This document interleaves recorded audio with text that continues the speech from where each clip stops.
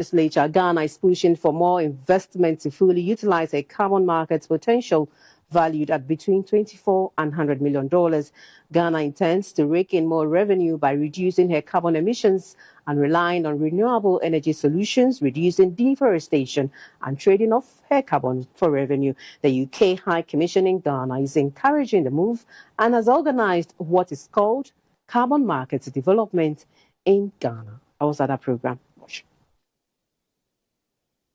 From June to December 2019, Ghana was able to reduce her emission of carbon into the environment by 972,476 tons. This fetched the nation some $4.8 million, with payments coming from the World Bank Trust Fund.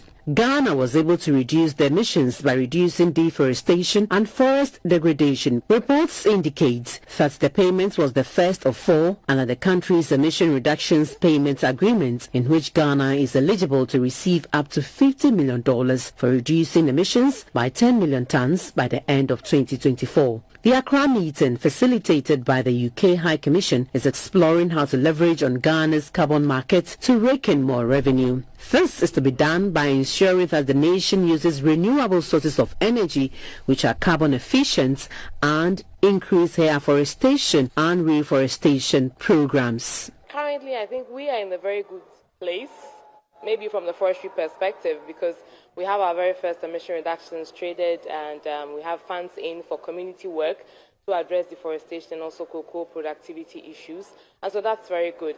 And considering also the bigger Article 6 framework that Ghana has developed, which is really opening up the space for engagement, both from the private sector and also from sovereign states, it's looking good. However, there are issues of price, which not just peculiar to Ghana. Globally, the price for carbon is not what we expect it to be. The carbon fund price that we have for our forestry projects are $5 per ton. This was signed in 2019. Currently, the voluntary market promises to pay around $10. We believe that we should actually get to a place where we are paying about $25. Already, projects to generate carbon credits in Ghana, such as the 22 projects under the voluntary carbon markets and others, are being implemented, but experts say such efforts have not been entirely successful due to low awareness, huge capital involved, bureaucracies, unwillingness by banks to finance such projects, and so on. The Switzerland government, the Sweden government, the South Korean government, and recently the Singaporean government. Our collaboration with these four governments is to set out the framework, right, that allows private sector in Ghana to make investment in green businesses, to create the carbon credits in a way that it can be exported to these countries in exchange of payments. So the framework is a regulation that guides private sector to make such investment with the guarantee that once those reductions are made, it can be used for the purpose for which it was. Concerns were raised about how traders, verifiers, generators and other professionals would be fairly recognized and rewarded for their role in reducing emissions. Here in Ghana, we've got a pioneer.